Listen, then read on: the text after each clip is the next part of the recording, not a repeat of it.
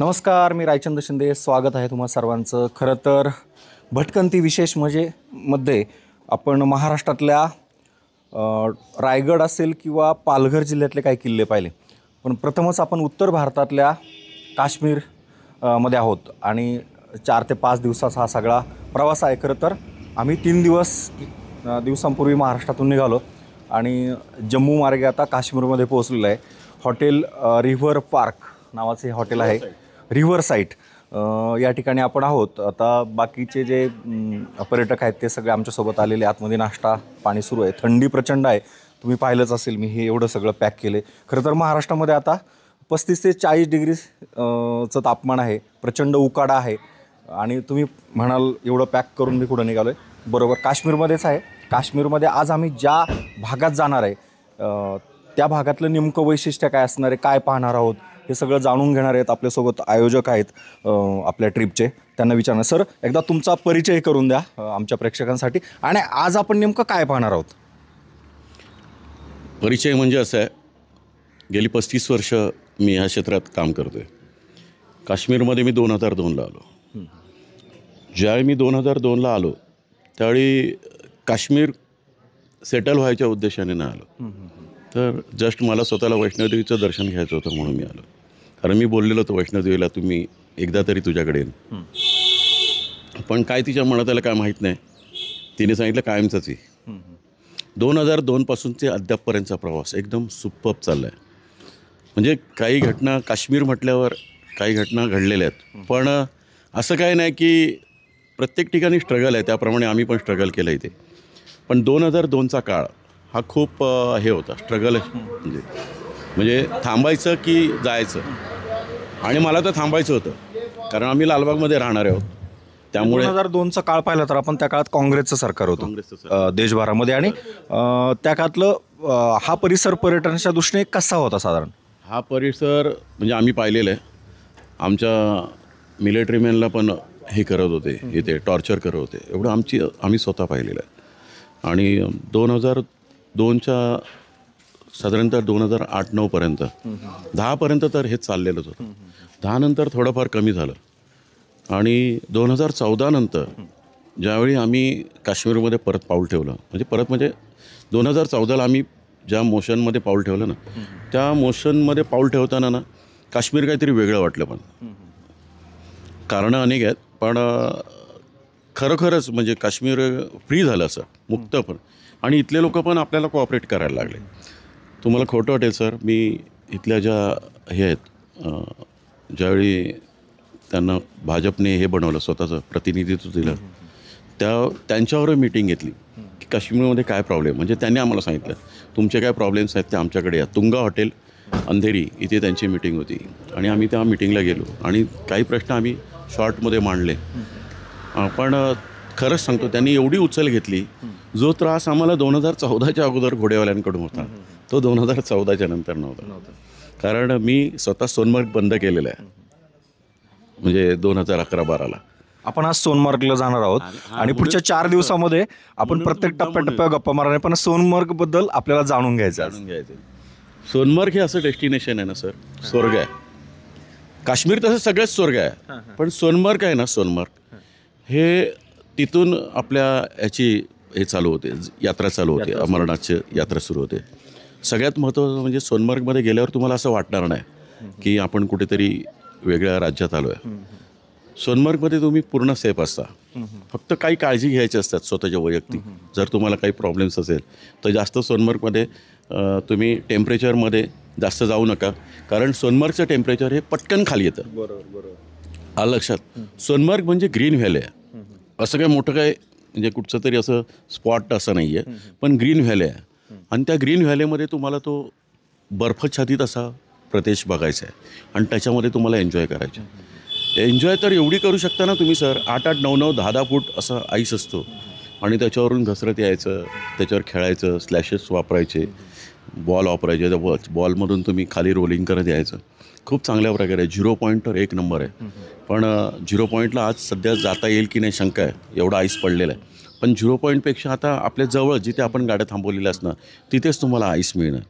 सगळ्यात महत्त्वाचं म्हणजे तुम्हाला तिथे मराठी माणसाचं हॉटेल मिळेल सोनमर्गमध्ये. सांगली सातारा साईडचे आहेत आणि खूप चांगल्या प्रकारे ऑपरेट करतात. गेले कित्येक वर्ष ते आपली सेवा करतात. आपली सेवा म्हणजे मराठी माणूस दिसला की ते वेडेच होतात अशा प्रकारे आणि खूप चांगल्या प्रकारे आम्ही मॅनेज. सुद्धा अमरनाथ केलं त्यावेळेस त्याच हॉटेलला एक दिवसाचा मुक्काम केला होता. आज आपण तिथे जाताना नेमकी काय काळजी घ्यावी?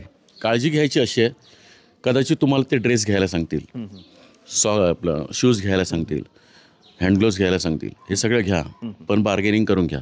सगळ्यात महत्त्वाचं म्हणजे जे तुम्ही दागिने अंगावरचे आहेत, ज्यावेळी बर्फात जाता ना त्यावेळी ते दागिने आपल्या अंगावर चावतात, म्हणजे बाईट करतात. मॅडमना माहिती असेल, म्हणजे बर्फामध्ये गेल्यावर आहे ना थोडंसं सैल होतात.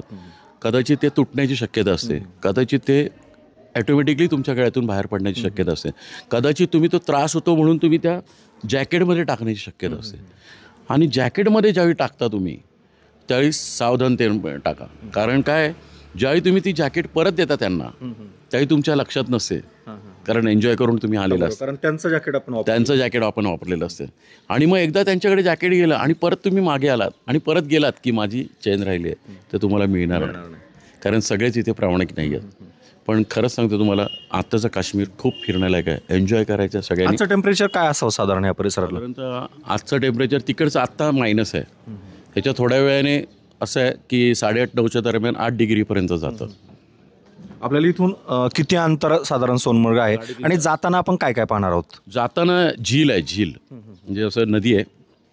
त्या नदीमध्ये म्हणजे काही लोक, आपले मराठी लोक चॅलेंज लावतात पाण्यात उतरून दाखवायचं वगैरे. आणि असेल ज्यांना म्हणजे काय फोटो पॉसिबल आहे का एवढं पाण्यात उतरणं? नाही, पण काही जर उतरतात. पहिलं आम्ही यंगेस्ट एजमध्ये आम्ही दाखवायचो कसं उतरायचं ते, म्हणजे ज्या स्टाईलने उतरायचो. फक्त असं पाय टाकायचं आणि पटकन बाहेर काढायचं वगैरे, इतकं थंड असतं. पण एन्जॉय करण्याला आहे का. आणि ज्यांना सेल्फी वगैरे काढायचं वगैरे, स्पॉट एकदम जबरदस्त आहे असं. म्हणजे मॅगी वगैरे खाऊन लोक थोडासा टाईमपास करतात, नंतर आपण पुढे जातो. सोनमर्गचा सगळा परिसर आपण पाहणार. 0 पॉईंट नेमकं काय?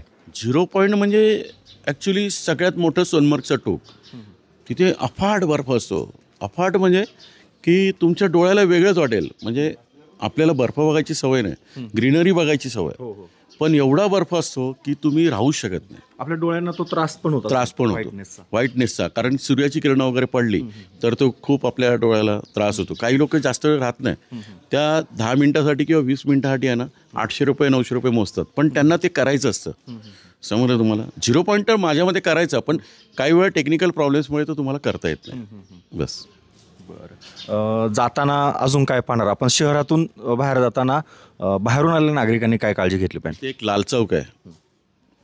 सगळ्यात महत्त्वाचं म्हणजे काश्मीर फिरताना कुठेही इंडिव्हिज्युअल फिरताना म्हणा, आपल्याबरोबर स्वतःचं आयडेंटिटी कार्ड पाहिजे, आधार कार्ड, ते महत्त्वाचं आहे. इथे एक लाल चौक आहे. अभिमानाने सांगावं असं वाटतं, पहिलं जर इथे झेंडारोहण कोणी केलं असेल तर मोदी साहेबांनी केलेलं आहे. त्या लाल चौकात आपल्याला फिरायला पण अलाउड नव्हतं, एवढी परिस्थिती होती. तिथे आपण बिंदास मोकाट फिरू शकतो, शॉपिंग करू शकतो सगळं.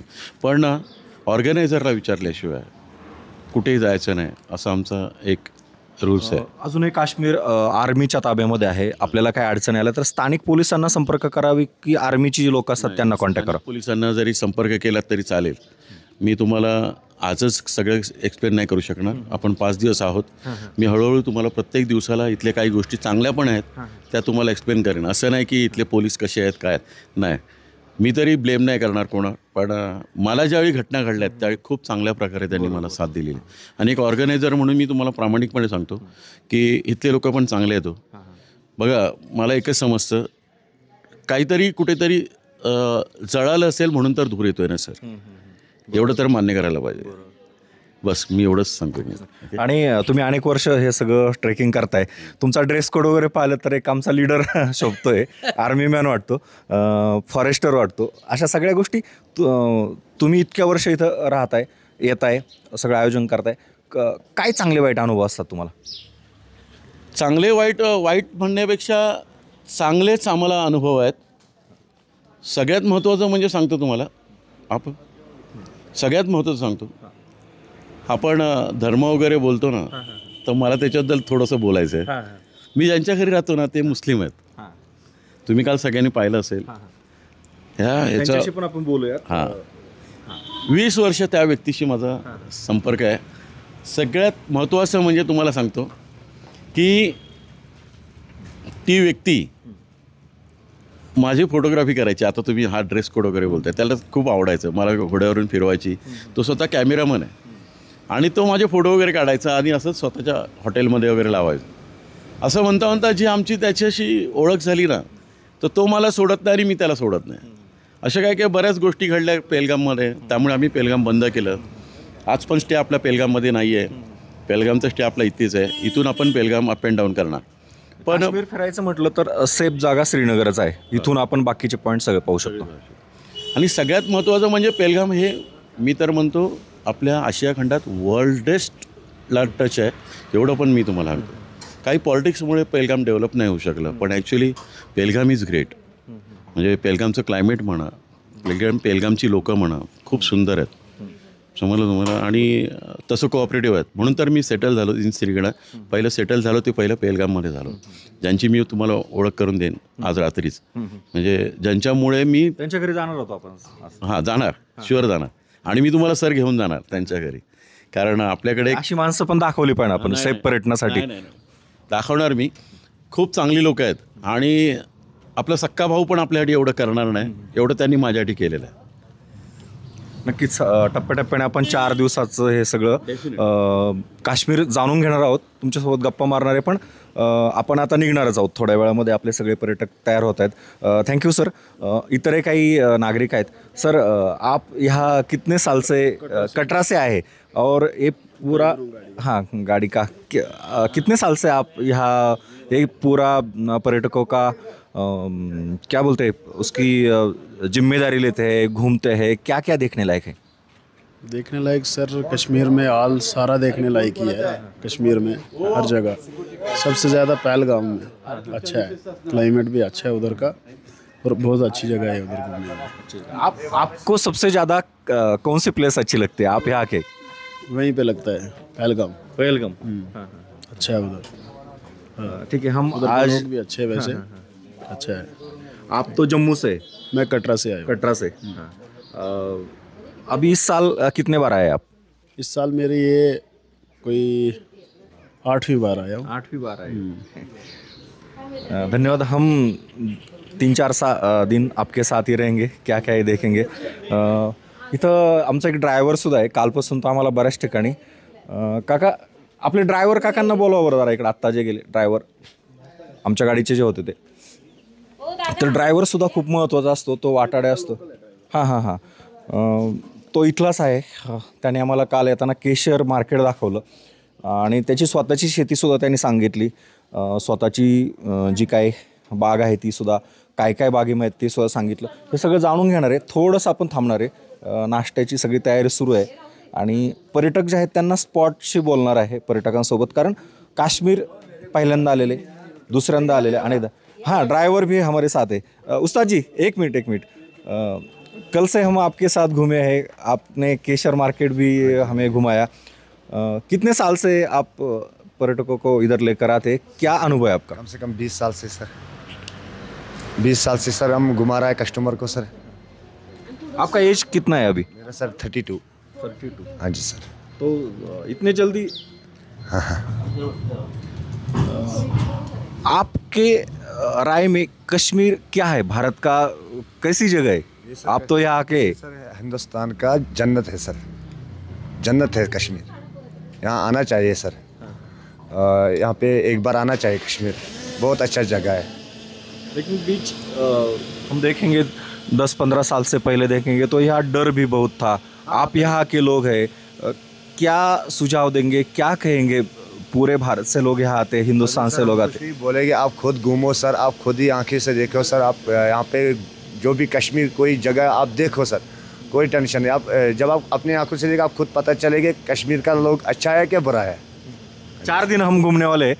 आज क्या देखने वाले? आज हम सोनमर्ग जाएंगे सर. हाँ जी सर. सोनमर्ग में कुछ हिंदी सिनेमा का भी शूटिंग हुआ है. कौन से सिनेमा का शूटिंग हुआ है? यहाँ पे हो गया सर बजरंगी भाईजान का, रेस 3 हो गया सर, आर्टिकल 370 हो गया सर, बारामूला पिक्चर बन गया सर. राम तेरी गंगा मैली भी वहाँ होगा. हाँ जी सर. सब देखेंगे हम आपके साथ और जाते समय आपसे गप्पा भी मारेंगे क्या क्या आहे. थँक्यू. तर आता सगळी मंडळींचं आवरायचं काम चाललंय. दादा आता गाडी पण काढतील. खूप थंडी आहे.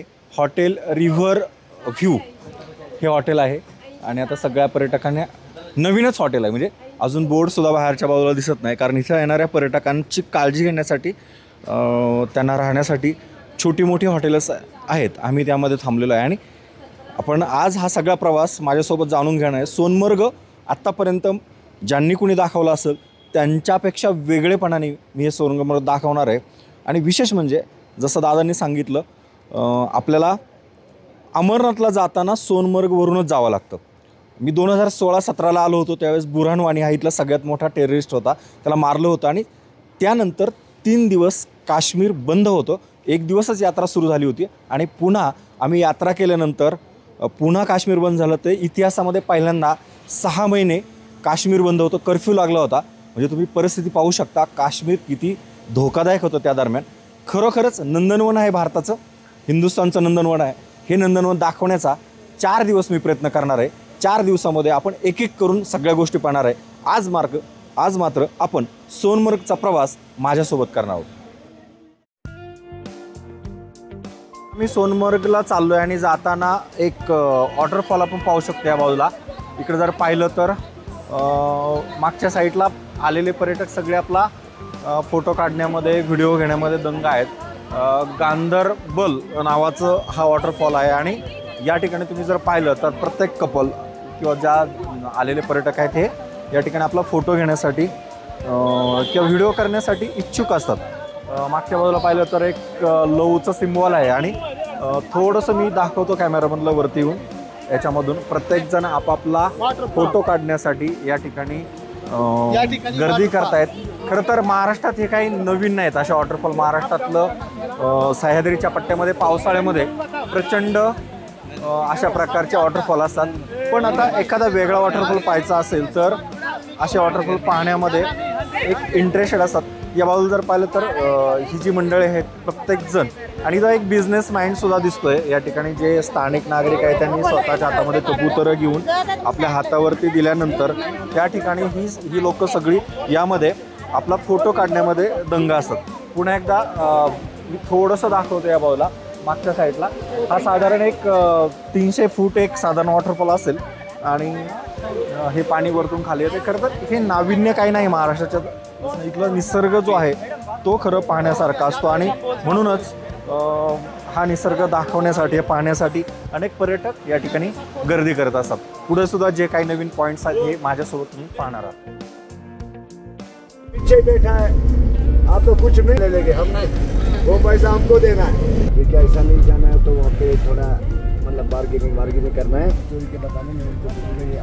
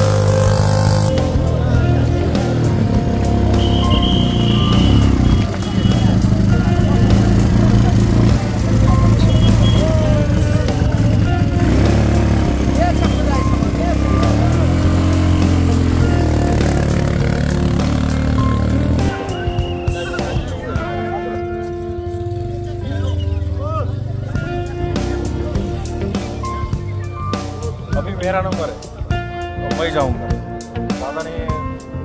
दादा के साथ बैठूंगा. दादा मेरा शूट सेल्फी चालू है.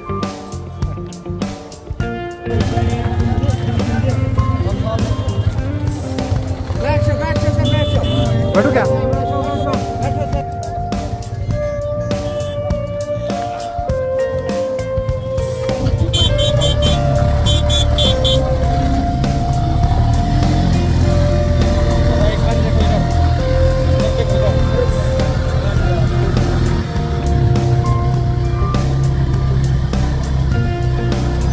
ढका हुआ है, वो ढका हुआ है, तो उधर जाकर निकालेंगे।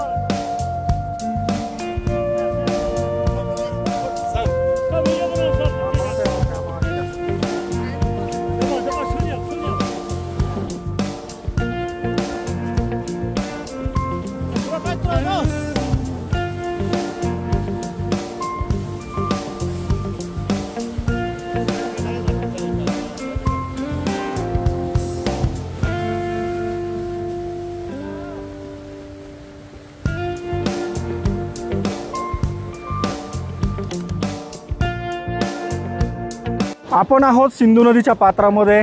खरं तर काश्मीरमधलं हे अतिशय सुंदर असं पात्र। काश्मीरला तुम्ही आलात या ठिकाणी जर आल्यानंतर तुम्हाला इथे यावंच लागेल। सिंधू नदीचं पात्र आहे, मागच्या साईडला बर्फ आहे पूर्ण आणि आता नदी थोडी खळखळून व्हायला लागली। जसं उन्हाळा वाढेल तसं तसं ही बर्फ वितळेल आणि खाली। पण यामध्ये सगळ्यात महत्त्वाची मजा असते ती या ठिकाणी या मागच्या साईडला जर लाकडाच्या बनवल्या छोट्या छोट्या गाड्या आहेत, म्हणजे लहान मुलं याच्यावरती आपल्याकडे महाराष्ट्रात पाहिलं तर खेळतात याच्यावरती। आपण गाडी म्हणतो, लाकडी गाडी। आणि या ठिकाणी आता खरं तर बर्फामध्ये ही मंडळी सगळी हे काम करतायत। चाचा नमस्ते, आप कितने साल से कर रहे हैं? मैं 27 साल से कर रहा हूँ। हाँ 27 साल से 27 साल से 27 क्या साल। बोलते हैं उसको? स्लेज गाड़ी स्लेज एक्टिविटी। कितने महीने का बिजनेस चालू ये रहता है? तो 2-3 महीने का बिजनेस रहता है। 2-3 महीने का। 2-3 महीने का। और आपके लिए यही बिजनेस होगा? हमारे लिए पेट के लिए यही बिजनेस है। हाँ। यही बिजनेस है हमारे लिए। ज्यादा से ज्यादा कितना पैसा कौन से सीजन में आप लेते हैं लोगों से? टूरिस्ट के सीजन में जब हाँ। स्लेज गाड़ी का ये होता है हाँ हाँ सीजन, हाँ। तभी हम पैसे कमाते हैं। पैसे कमाते हैं। हाँ, इसी 3 महीने में हम पूरे 1 साल का खर्चा निकालते हैं। 1 साल का? 1 साल का खर्चा। 3 महीने चलता है बिजनेस? 3 महीने बिजनेस चलता है, उसके बाद 1 साल का खर्चा हमारा टूरिस्ट से निकलता है। निकलता है। टूरिस्ट के बिना हमारा और कोई धंधा हाँ नहीं है। नहीं है हाँ। ये अगला सपोर्ट हमारा वो 0 पॉइंट था, हाँ, जो अभी हाई कोर्ट के आदेशों पे वो बंद हुआ है। बंद है 0 पॉइंट वाला। 0 पॉइंट। क्या क्या कारण है उसका? उसका तो वो लद्दाख वालों ने वो तो हमारे हिस्से में आता है। हाँ। अभी लद्दाख वालों ने उसको कोर्ट में कोई सिटी लगा दिया है। हाँ। लेकिन वो हमारे हिस्से में यहाँ 2 लाख लोग बेरोजगार हो जाएंगे, हाँ। नशे की लत में चले जाएंगे अगर 0 पॉइंट नहीं खुला तो। आपके कश्मीर के लोग? हमारे कश्मीर के लोग, हमारे लिए 0 पॉइंट इतना जरूरी है जैसे कि प्यासे के लिए पानी। Yes yes yes. हाँ। और गवर्नमेंट जरूरी हम मोदी जी से ये निवेदन करते हैं हाँ। कि हमारा 0 पॉइंट लेबर लोगों के लिए खुला होना चाहिए। खासकर आप इतने साल से काम कर रहे हैं और ये तो नया दिखा 27 साल से हम ये निवेदन करते हैं मोदी जी से कि हमारा 0 पॉइंट खुला होना चाहिए। हाँ। हमारी स्लेज गाड़ी की एक्टिविटी वहाँ चलनी चाहिए, क्योंकि स्लेज गाड़ी से कोई। स्लेज का बिजनेस करने वाले आप कितने लोग हैं? हम स्लेज का बिजनेस करने वाले तकरीबन 27,000 लोग हैं। 27,000 लोग हैं। सोनामार्ग।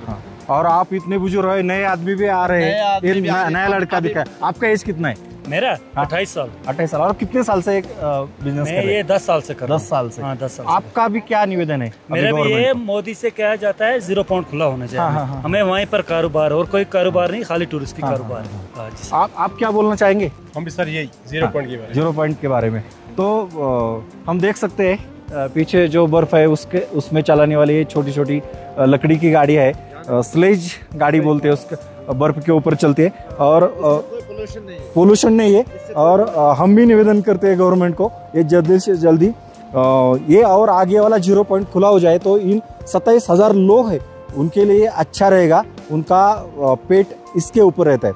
खरं तर महाराष्ट्रातून मी आलोय आणि ह्या लोकांशी मराठीतून हिंदीमधून बोलतोय। हमारी भाषा मराठी है, मैं पूना से हूँ और पूना में भी जो लोग देखेंगे ये न्यूज़ महाराष्ट्र के सब उधर आएंगे तो आपके स्लेज गाडी में बैठेंगे, उसका अनुभव अलग तरीके से। पुन्हा एकदा आपण पाठीमागं पाहूया, सिंधू नदी, खळाळतं पाणी आणि इथं हा मिळणारा बर्फातला एक वेगळ्या प्रकारचा आनंद। थँक्यू।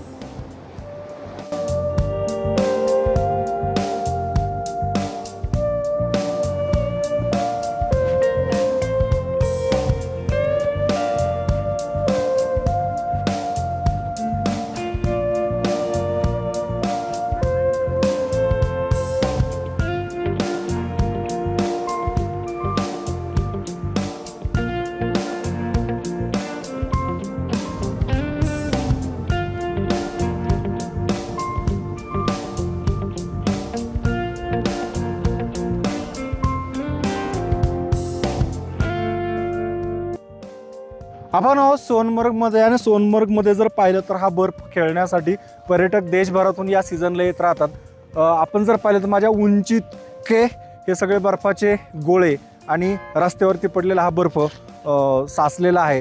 याच बर्फामध्ये अनेक जण येऊन बर्फामध्ये खेळण्याचा आनंद घेतात आणि आर्मीसुद्धा आपल्याला माहिती आहे अजून 2-3 महिन्यांनी साधारण जून जुलै महिन्यामध्ये ज्यावेळेस अमरनाथची यात्रा असते याच रूटवरून अमरनाथला जी वाहनं जातात तर त्या ठिकाणी जाऊन अमरनाथच्या यात्रेचं जे काही सौंदर्य असतं किंवा अमरनाथच्या देवाचं दर्शन घ्यायचं असतं याच बर्फातून पुढे जायचं। तर बर्फ आता वितळायला लागला आणि मग एक सुंदर अशी कलाकृती बर्फामध्ये अमरनाथ बाबांची तयार होते, शिवलिंग तयार होते। हे पाहण्यासाठी सुद्धा पर्यटक मोठी गर्दी करत असतात। मागच्या 2-3 दिवसापासून आता बर्फ बऱ्यापैकी कमी व्हायला लागले आणि रस्ते सुद्धा रिकामे व्हायला लागलेत आणि मग अशा पद्धतीने हे रस्ते साफ करून JCBच्या सहाय्याने रस्त्यावरचा बर्फ काढून मग वाहनांना येण्यासाठी रस्ते केले जातात।